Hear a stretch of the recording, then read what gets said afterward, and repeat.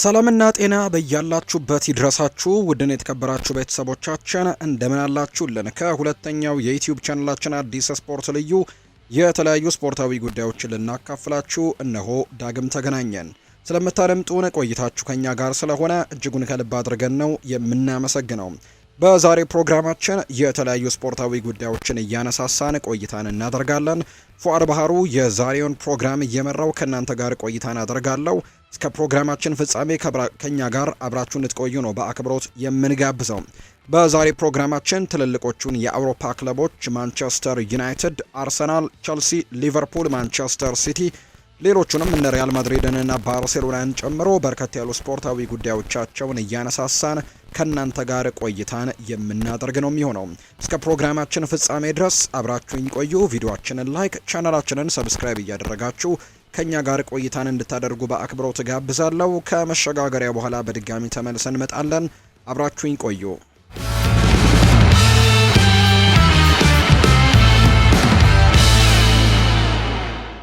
ማንቸስተር ዩናይትድ እና ቶተንሃም ሆትስፐርስ የ28 ዓመቱን ተጫዋች ለማስፈረም እድሉን እንዳገኙ እየተገለጸ ነው።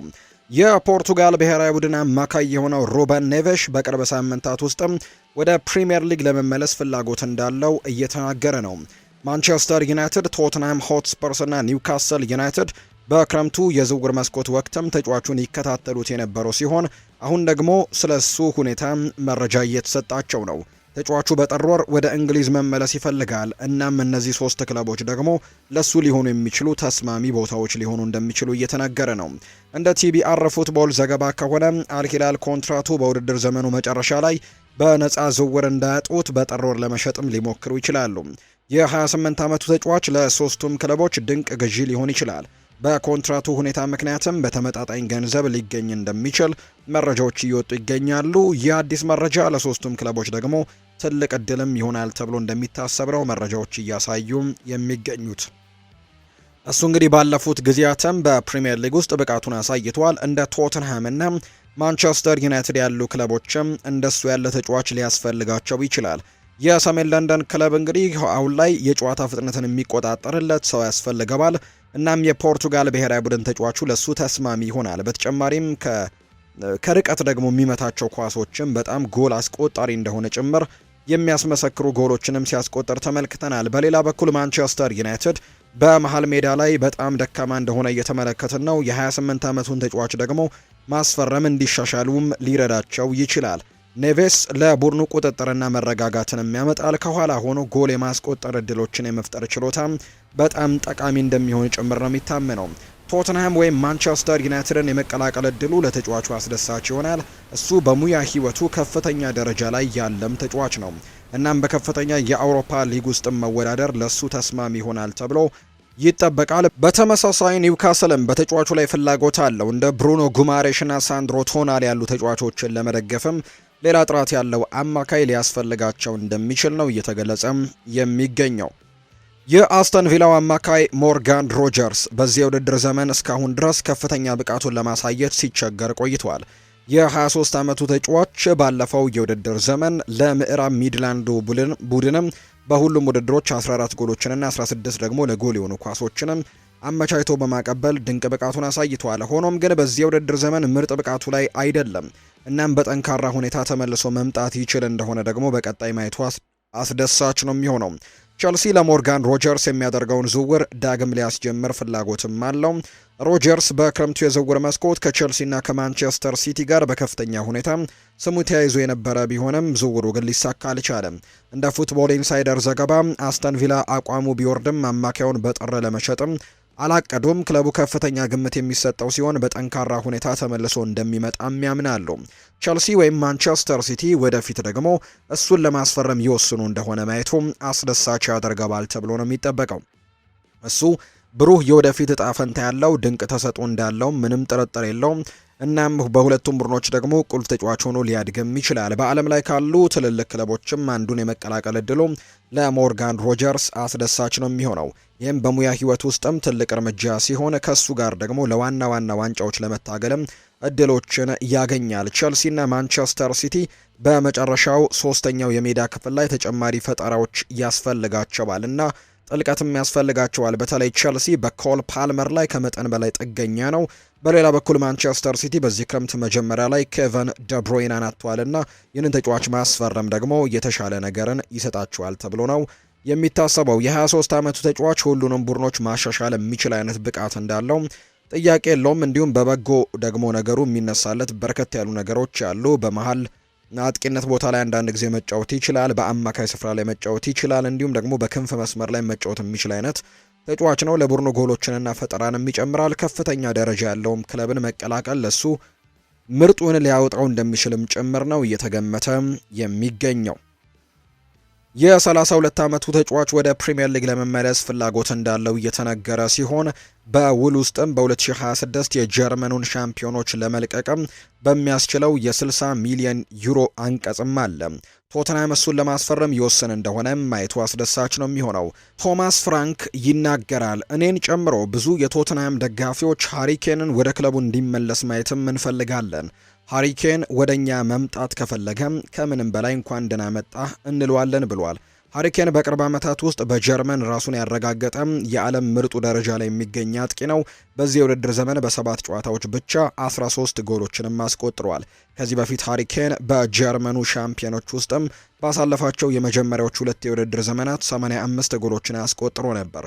በፕሪሚየር ሊግ ከቶተንሃም ጋር ልዩ የሆነ አፈጻጸምም እንዳለው ይታወቃል። እሱ ወደ ክለቡ መመለስ ለቶተንሃም ትልቅ ዓላማ ያለው ደግሞ የዋንጫ መግለጫም ይሆናል ተብሎ ይታሰባል። አዘውትረው ዋንጫዎችን ማሸነፍ የሚችል ቡድን ለመገንባትም እየፈለጉ ነው። እናም እንደሱ ያለ ዓለም ላይ ጥሩ የሆነ ደረጃ ላይ የሚገኝ የአጥቂ መስመር ተጫዋች ማምጣትም ተስማሚ ይሆንላቸዋል። ምንም እንኳን የ32 ዓመት ተጫዋች ቢሆንም በሙያ ሕይወቱ ግን ከፍተኛ ደረጃ ላይ የሚገኝ ሲሆን በሰሜን ለንደን ክለብ ውስጥም ወሳኝ ተጽዕኖን ሊያሳርፍ ይችላል። የፕሪሚየር ሊጉን በደንብ ያውቀዋል። በፍጥነት መላመድና ፈጣን ተጽዕኖ ማሳደርም ይችላል። ሁኔታው እንዴት እንደሚቀጥልም የሚታይ ነው የሚሆነው። ባየር ሚኒክ እንደሱ ያለን ተጫዋች ማጣት በጭራሽ አይፈልጉም። ነገር ግን በውል ውስጥ ያለው አንቀጽ እሱ እንዳይለቅ ለመከላከል አቅም የላቸውም፣ እንዲሆንም አያደርጉትም። ተጫዋቹ ምን እንደሚወስን ማየቱ አስደሳች ነው የሚሆነው። በዚህ የሙያ ደረጃው ላይ ትልልቅ ዋንጫዎችን ማሸነፍ ይፈልጋል። እናም በጀርመን ውስጥ መቆየቱ ደግሞ ለሱ ተስማሚ ሊሆን የሚችልበት እድሎች እንዳሉ ጭምር ነው ዘገባዎች በስፋት እያሳዩ የሚገኙት። በሌላ በኩል ቶተንሃም ሆትስፐርስ ለዶሚኒክ ሶላንኬ ከፍተኛ ገንዘብን ከፍሏል። ነገር ግን እሱ በተከታታይ ጎሎችን ማስቆጠር አልቻለም። ኬን በሱ ላይ ትልቅ ማሻሻያም ሊሆንላቸው እንደሚችል ጭምር ነው የተነገረው። ሊቨርፑል አስቀድሞ ከቨርጂል ቫን ዳይክ በኋላ ያለውን ጊዜ እየተመለከተ ሲሆን የቫሌንሲያውን ተከላካይ ሴሳሬ ትሬጋን እንደ አጋጣሚ ደግሞ በጣም ጥሩ ተጫዋች አድርገው ይመለከቱታል። እንደ ፌጂያስ ዘገባ ከሆነ የ23 ዓመቱ ስፔናዊ ተከላካይ የኔዘርላንድ ብሔራዊ ቡድን ተጫዋች ሲሆን እንግዲህ የረጅም ጊዜ አማራጭም ሆኖ እየተገመገመ ነው የሚገኘው። ሊቨርፑል የውድድር ዘመኑ መጨረሻ ላይ እሱን ለማስፈረም ይወስን እንደሆነ ማየቱ አስደሳች ነው። ሰንደርላንድ በክረምት የዝውውር መስኮት ትሬጋን ለማስፈረም ሞክሯል። በተመሳሳይ ኒውካስል ዩናይትድም በስፔናዊው ተከላካይ ላይ ፍላጎት ነበራቸው። ለተከላካይ ክፍሉ ተጨማሪ ጥራትንና ጥልቀትን መጨመር ይኖርባቸዋል። እናም በክረምቱ የዝውውር መስኮት ደግሞ ከማርክ ጉሂ ጋር በከፍተኛ ሁኔታ ስማቸው ተያይዞ ነበር። የክሪስታል ፓላስ ተከላካይን ማስፈረም ባይችሉም በጥር ወር ግን ለሱ ሊመለሱ እንደሚችሉ መረጃዎች አሉ። በተመሳሳይ ትሬጋ በስፔን ውስጥም ብቃቱን አሳይቷል። እናም በእንግሊዝ እግር ኳስም ጥሩ የማሳየት ችሎታ ይኖረዋል። በዓለም ላይ ካሉ ትልልቅ ክለቦች አንዱን የመቀላቀል እድሉ ለሱ አስደሳች ነው የሚሆነው። የተጫዋቹ ግምትም 50 ሚሊዮን ዩሮ አካባቢና ሊቨርፑል ለመክፈልም ዝግጁ ይሆን እንደሆነ ማየቱም አስደሳች ነው። የ23 ዓመቱ ተከላካይ ከሚገባው በላይ ለመክፈልም አይፈልጉም። ለዚህ ተጫዋች ዝውውሩ እንዲፈጸም ቫሌንሲያ በጠየቁት ዋጋ የበለጠ ምክንያታዊ መሆንም ሊያስፈልጋቸው ይችላል። ስፔናዊው ተከላካይ ክለቡን እንዲቀላቀል ማሳመን በጣም ከባድ መሆን ይኖርበታል። ሆኖም ሪያል ማድሪድ እና አትሌቲኮ ማድሪድም በተጫዋቹ ላይ ፍላጎት አላቸው። ቫሌንሲያ በሱ የሚደረገው ጨረታ ላይ ያለውን ውድድር እንዲጨምርም ተስፋ ያደርጋሉ። ለዋና ተከላካያቸው በተቻለ መጠንም ጥሩ ገንዘብ ለማግኘትም ፍላጎቱ አላቸው። ሁኔታው እንዴት እንደሚቀጥል የሚታይ ይሆናል። ሊቨርፑል ዝውውሩን ለማጠናቀቅም ተስፋ ያደርጋል። ነገር ግን ከሚገባው በላይ ደግሞ ለመክፈል አይፈልጉም። ትሬጋ በዓለም ላይ ካሉ ምርጥ ተጫዋቾች ጋርም ለመፎካከር ዝግጁ እንደሆነ ነው እየተገለጸ የሚገኘው። የሊቨርፑሉ አማካይ ሪያ ግራቨንበርች በዚህ የውድድር ዘመን ለክለቡ እጅግ በጣም ጥሩ ብቃት እያሳየ ሲሆን በፕሪሚየር ሊጉ ካሉ ምርጥ አማካዮችም አንዱ ሆኖ ራሱን አሳይቷል። የ23 ዓመቱ ተጫዋች ለሊቨርፑል ቁልፍ ተጫዋች ሲሆን በውድድር ዘመኑ የመጀመሪያ ጨዋታ ላይም አስደናቂ ብቃቶችን አሳይቷል። የኔዘርላንድ ብሔራዊ ቡድን ተጫዋች ለፕሪምየር ሊግ ሻምፒዮኖቹ አስፈላጊ የማይባል ንብረት ሆኖ ራሱን አረጋግጧል። እናም በተቻለ መጠንም ደግሞ ለረጅም ጊዜ በክለቡ እንደሚቆይም ተስፋ ያደርጋሉ። እንደ ፌጂያስ ዘገባ ከሆነ ሪያል ማድሪድ፣ ባየር ሚኒክ እና ፓሪስ ሳን ዠርሜን እሱን ለማስፈረም ፍላጎት አላቸው። ሊቨርፑል እሱን ለመልቀቅ ምንም አይነት እቅድ የለውም። እናም ለተጫዋቹና ለወኪሎቹም አዲስ ውል ስለማቅረብም አስቀድሞ እየተነጋገረ ነው።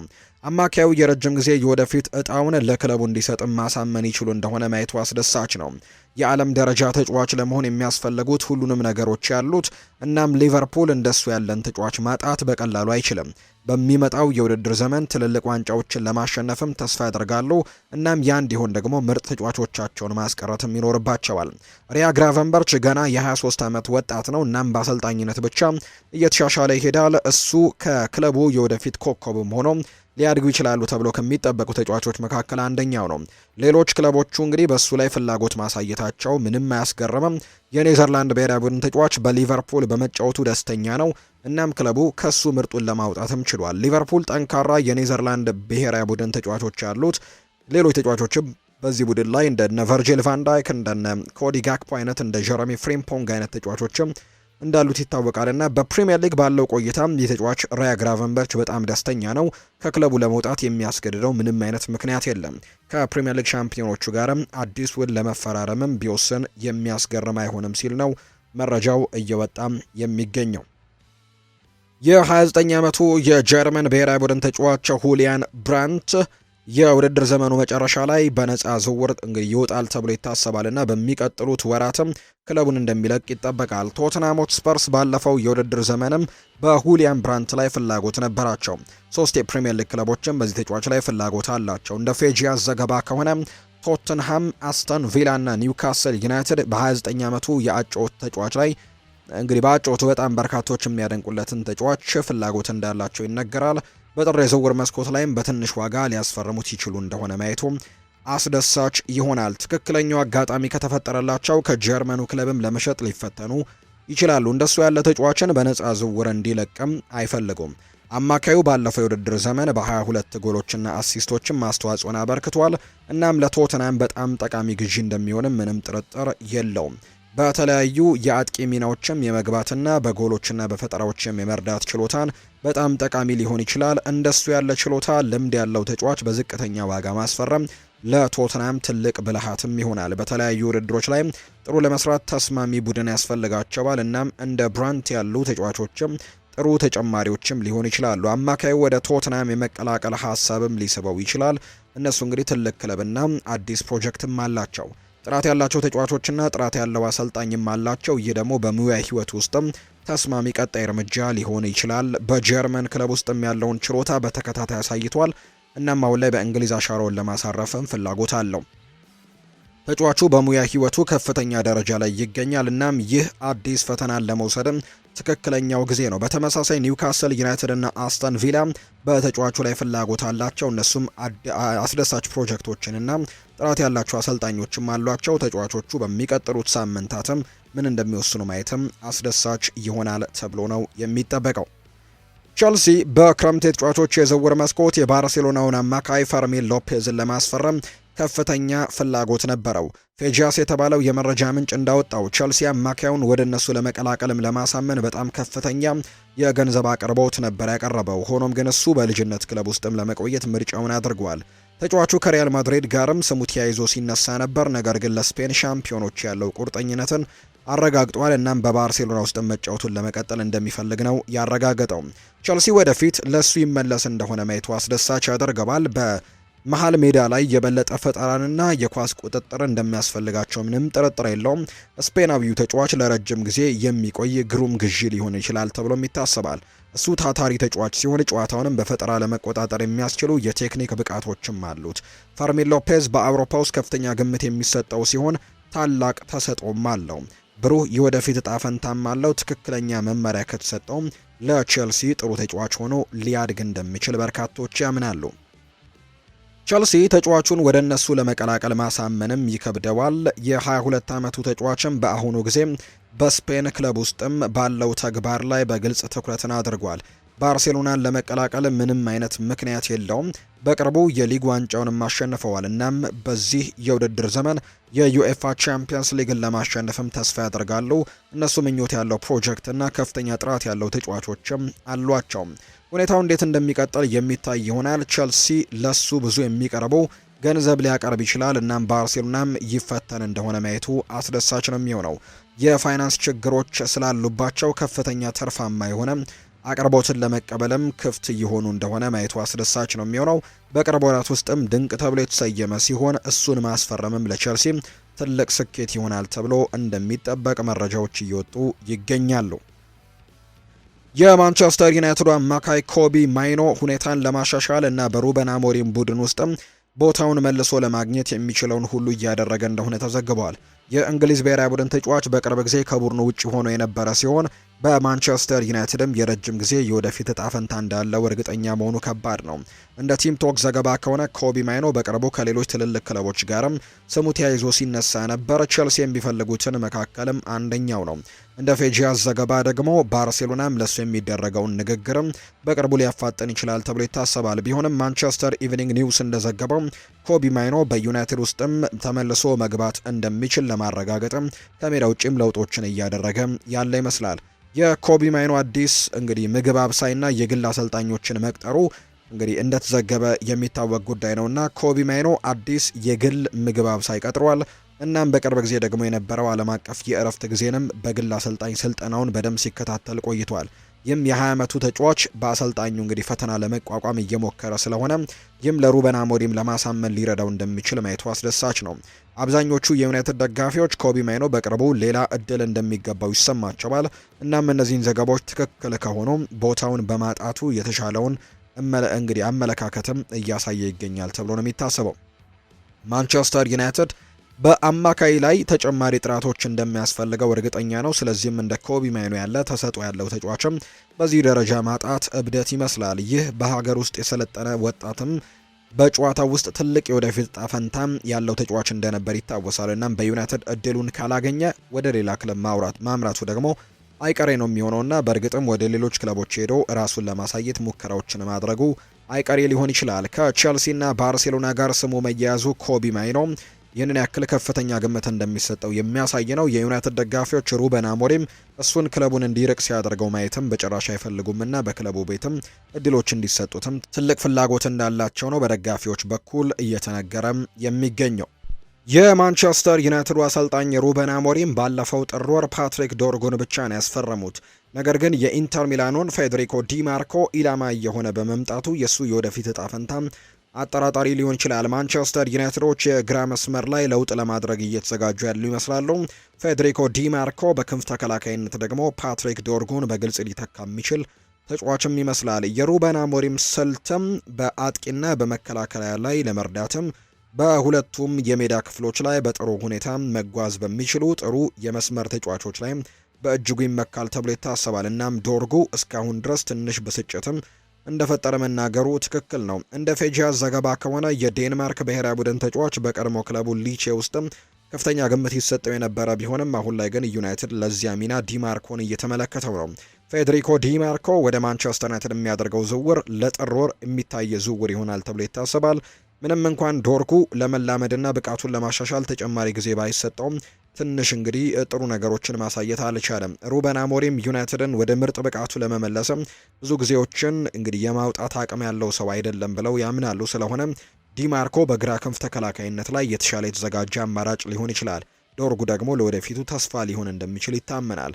ይህ እንግዲህ እንዴት እንደሚቀጥል ማየቱ አስደሳች ነው። ነገር ግን የ27 ዓመቱ ተጫዋች ለኢንተር ሚላን እጅግ በጣም ጥሩ ብቃት ላይ ስለሚገኝ ኢንተር ሚላኖችን ይህንን ተጫዋች ይለቁታል ወይ? በጣም በትልቁ የሚጠየቅ ጥያቄ ነው። ዲማርኮ በቦታው ላይ በአውሮፓ ውስጥ ካሉ ምርጥ ተጫዋቾች አንደኛው ነው። የጣሊያን ብሔራዊ ቡድንም ተጫዋች በዚህ ክረምት ክለባቸውን እንዲቀላቀልም ማንቸስተር ዩናይትዶች በጣም ለማሳመን ሙከራዎችን ያደርጋሉ ተብሎ ነው እየተጠበቀም የሚገኘው። እንደ ዘገባዎች ከሆነ ሪያል ማድሪድ የፓሪስ ሳን ዠርሜኑን አማካይ ቪታኒሃን ለማስፈረም ፍላጎት አለው። እንደ መረጃ ምንጮቹ ዘገባ ከሆነ የስፔኑ ግዙፍ ክለብ ሮድሪጎ ጎይሽን ለፓሪስ ሳን ዠርሜን እንደ ማንኛውም አይነት ደግሞ ተጫዋች ለመስጠትና ከዛ በተጨማሪ ደግሞ ይህንን ተጫዋች ለማስፈረምም ፍላጎት እንዳላቸው ነው እየተገለጸ የሚገኘው። ቪታኒሃ ቀጣዩ የማድሪድ እንግዲህ ፈላጊ ይሆናል ተብሎ ይታሰባል። ወይም ማድሪድ ቀጣዩ ፈላጊው ቪታኒሃን ማስፈረም እንደሆነ ይነገራል። ቪታኒሃ ለፓሪስ ሰን ዠርሜን ዓለም አቀፍ ደረጃውን የጠበቀ ምርጥ ብቃት ያለው ተጫዋች እንደሆነ ይነገራል። የሉዊስ ኤንሪኬ ቡድንንም የመጀመሪያ ቻምፒየንስ ሊግ ዋንጫውን እንዲያሸንፍ በመርዳት በዘንድሮ ባሎን ዶርም ሶስተኛ ደረጃን ይዞ አጠናቋል። በዚህ የውድድር ዘመን የፈረንሳዩ ግዙፍ ክለብ እንደገና እንግዲህ አሁንም ቻምፒየንስ ሊጉን ማሸነፍ ይፈልጋሉ። ሪያል ማድሪድ ደግሞ ይህንን ኮከብ እየተመለከተው ነው። ቪታኒሃ በሪያል ማድሪድ ውስጥም በደንብ ሊስማማ የሚችል ጋላክቲኮ ተብሎ የሚታወቅ ስም ሆኗል። የሱ የቅልጥፍና ጨዋታም በአዲሱ አሰልጣኝ ሻቪ አሎንዞ ጥሩ እቅድ አካል እንዲሆን ያደርገዋል። ሆኖም ግን ፓሪስ ሰን ዠርሜን ይህንን ተጫዋች በቀላሉ ይለቁታል ተብሎ አይጠበቅም። የሮድሪጎን ዝውውር እንደ ስምምነቱ አካል አድርጎ ማግኘቱ ፈታኝ ቢሆንም እንኳን በጽናት የመቆም እድላቸው ሰፊ ነው ተብሎ ነው የሚታሰበው። ብራዚላዊው ከፍተኛ ደረጃ ላይ ያለ አጥቂ ሲሆን ተሰጥኦ ያለው ተጫዋች ነው። ፓሪስ ሰን ዠርሜን እና በዓለም ዙሪያ ያሉ ሌሎች ክለቦችም ቡድኖቻቸውን ማጠናከር የሚፈልጉ ከሆነ የሚፈልጉት አይነት ተጫዋች ነው ሮድሪጎ። ነገር ግን ሉዊስ ኤንሪኬ በዛ ቦታ ላይ በጣም ጥሩ አማራጮች አሏቸው። እነ ዴዜሬ ድዌ፣ ክቪቻ ክቫራስኬሊያ ጭምር በቡድናቸው ላይ እነ ኦስማን ዴምቤሌም አሉ። በእውነቱ በፓሪስ ሰን ዠርሜን የፊት መስመር ላይ ባሉ ሌሎች በርካታ ኮከብ ተጫዋቾችን ምክንያት ሮድሪጎን በመደበኛነት ለማጫወት ከባድ ይሆናል። ኦስማን ዴምቤሌ የፊት ለፊት ወይም ደግሞ በክንፍ መስመር ላይ መጫወት ይችላል። ሌሎችም በጣም ጥራት ያላቸው ደረጃቸው ትልቅ የሆኑ ተጫዋቾች ያሏቸው በዘንድሮ የባሎን ዶር የመጀመሪያ ደረጃ እንዲይዝም ስላስቻለው እሱን በቅርቡ ለመተካትም ምንም ፍላጎት የላቸውም ኦስማን ዴምቤሌን ለመተካት። በተመሳሳይ ክቪቻ ክቫራስኬሊያ፣ ዴሴሬ ድዌ፣ ብራድሊ ባርኮላ ለፓሪስ ሰን ዠርሜን እጅግ በጣም ጥሩ ብቃት ላይ የሚገኙ ተጫዋቾች ናቸው። ሮድሪጎም ከነሱ በላይ ግልጽ የሆነ መሻሻል ያለው ተጫዋች አይመስልም። ቪታኒሃ ወደ ሳንቲያጎ ቤርናቢው የሚዘዋወር ከሆነ በጣም ከፍተኛ ገንዘብ ወይም ደግሞ የበለጠ ትልቅ ስም ያለው ተጫዋችም በተቃራኒው አቅጣጫ መንቀሳቀስም ሊጠይቅ እንደሚችል ነው እየተገለጸ የሚገኘው። ማንቸስተር ዩናይትድ እና ባርሴሎና እንግሊዛዊውን አማካይ ኮቢ ማይኖን የማዞር እድል ላይ የሚያደርጉት ንግግሮች በቅርብ ሳምንት ውስጥ ሊያፋጥኑት ይችላሉ ተብሏል። የ20 ዓመቱ ተጫዋች አንድ ጊዜ በጣም ጥሩ ወጣት ተሰጥኦ ተደርጎ ይታይ ነበር። እናም የቡድኑ ኮከብም ለመሆን ዝግጁ የሆነ ተጫዋች ይመስል ነበር። ቢሆንም ግን በአሁኑ ጊዜ በማንቸስተር ዩናይትድ የመጫወቻ ጊዜ ለማግኘት እየተቸገረ ነው። በወቅቱ እንደ ዴይሊ ሜል ዘገባ ከሆነም በክረምቱ የዝውውር መስኮት ወቅትም ከአስተን ቪላ፣ ኤቨርተን፣ ናፖሊ፣ ሮማ የመሳሰሉ ክለቦችም በኮቢ ማይኖ ላይ ከፍተኛ ፍላጎትን አሳይተው ነበር። አሁን ደግሞ ፌጂያስ እንደገለጸው ባርሴሎና በጉዳት ለረጅም ጊዜ ከሜዳ ውጪ ሊሆን የሚችለውን ጋቪን ምትክም ኮቢ ማይኖን ለማስፈረም ከፍተኛ ፍላጎት አላቸው። ይህ ፍላጎት በእርግጥም ከባድ ደረጃ ላይ ከደረሰ ኮቢ ማይኖ በባርሴሎና የመጫወት ፍላጎት እንደሚኖረው እርግጠኛ ነው። ስለዚህ ሁኔታ በሚቀጥሉት ሳምንታት እንዴት እንደሚቀጥልም መከታተሉ አስደሳች ይሆናል። ፌጂያስ እንደገለጸው ነገሮችን በፍጥነት ከቀጠሉ ይህ ለኮቢ ማይኖ ተስፋ ሰጪ የሆነውን የሙያ ሕይወቱንም ወደ ትክክለኛው መንገድ ለመመለስም ተስማሚ እንቅስቃሴ ሊሆን ይችላል። የእንግሊዝ ብሔራዊ ቡድን ተጫዋች እንደ ባርሴሎና ላለ ትልቅ ክለብም በቂ ጥሩ መሆኑና እንዲሁ ብዙ ጥርጣሬዎችም የሉበትም እና ብዙ ተስፋ ሰጪ ተጫዋች ኦልትራፎርድን ከለቀቁ በኋላ የተሻለ ብቃትንም ሲያሳዩ ተመልክተዋል። ኮቢ ማይኖ በአሁኑ ጊዜ በካምፕኑ በውሰት የሚገኘው የዩናይትድ የቡድን ጓደኛው ማርከስ ራሽፎርድ ጋርም ሊቀላቀል ይችላል። ራሽፎርድ ለዩናይትድ የነበረው ብቃትም የቀነሰ ቢሆንም ለባርሴሎና ግን እንደገና ትልቅ ተስፋንም እያሳየ የሚገኝ ተጫዋች አድርጎታል። እናም ኮቢ ማይኖም ተመሳሳይ ነገር ለመሞከርም ሊፈተን ይችላል ተብሎ እየታሰበ ነው የሚገኘው። የማንቸስተር ዩናይትድ ደጋፊዎች ግን ይህንን ከፍተኛ ችሎታ ያለውን በሀገር ውስጥ የሰለጠነን ተጫዋች ለማቆየት አንድ ነገር እንደሚያደርጉ ተስፋ ያደርጋሉ። ሩበን አሞሪም ኮቢ ማይኖን በመደበኛነት ማጫወት መጀመር አለበት፣ አለበለዚያ ይህ ውሳኔ ለብዙ ዓመታትም ክለቡን የሚያስቆጭ ውሳኔ ሊሆን እንደሚችል እየተገመተ ነው። የማንቸስተር ዩናይትድ ዋና አሰልጣኝ ኤቨርተን የተከላካይ ስፍራ ተጫዋች የሆነው ጃራርድ ብሬዝቫይትን በጣም ያደንቀባል። እናም በዚህ ጥርም ወር በ60 ሚሊዮን ፓውንድ ለማስፈረምም ፍላጎቱ አላቸው። ይህም በዚህ እንግዲህ በዕለታዊ መረጃ ላይ በወጣው መረጃ ላይ እንደተነገረው ከሆነ ሊቨርፑልና ሌሎች ሁለት የፕሪሚየር ሊግ ክለቦችም ለ23 ዓመቱ ተጫዋች ፊርማ በሚደረገው ፉክክር ውስጥም እንዳሉ ይነገራል። ነገር ግን ማንቸስተር ዩናይትድ በአሁኑ ጊዜ ጠንካራ ፍላጎት እያሳየ እንደሆነ እየተገለጸ ነው። ማንቸስተር ዩናይትዶች ቀደም ብለውም ለጃራርድ ብሬዝቫይት ለማቅረብ ሞክረው ነበር። ስካይ ስፖርት እንደዘገበው ከሆነ ኤቨርተን በ2024ም በክረምቱ ወቅት 50 ሚሊዮን ፓውንድም ላቀረበለት ጥያቄ ውድቅ ተደርጎ ነበር። ዩናይትድ በኦልትራፎርድ የኮንትራቱ ማብቂያ ላይ ለሚገኘው ሃሪ ማጓየር ምትክ ሊሆን የሚችለውን ለጃራርድ ብሬዝቫይት ፍላጎት ማሳየቱ ምክንያታዊ ነው። ዩናይትድ በቅርብ ጊዜ ውስጥም በርካታ አዳዲስ ተከላካዮችን አስፈርሟል። ከአንድ ዓመት በፊት ሌኒ ዮሮን፣ ማቲያስ ደሊትን፣ አይደን ሄቨንን አምጥቷል። ማንቸስተር ዩናይትድ በተጨማሪ ማጓየር ብቁና አስተማማኝ የቡድን ተጫዋች አድርጎም ይዞታል። ሉክ ሾውና ኑሱር ማዝራዊ የሩበን አሞሪም የሶስት ተከላካዮች ጥምረት ላይም እድል ሲሰጣቸው ተመልክተናል። ሊሳንድሮ ማርቲኔዝም የጉዳት ችግሮች ነበሩበት፣ ነገር ግን በዚያ ቦታ ላይ ሌላ አማራጭ ነው። ስለዚህም በአጠቃላይ ጃረድ ብሬዝቫይት በዩናይትድ ብዙም የመጫወቻ ጊዜ ያገኛል የሚለው ጉዳይ አጠያቂ ሆኗል። እሱ ጥሩ ተጫዋች መሆኑ ላይ ምንም ጥርጥር የለውም። ስለዚህም በሚቀጥሉት ወራት ምናልባትም በዚህ ጥር ወር ላይ መጀመሪያ ላይ ለፊርማውም ትግል ሊደረግ እንደሚችል ጭምር የሚያሳዩ መረጃዎች ናቸው እየወጡ የሚገኙት።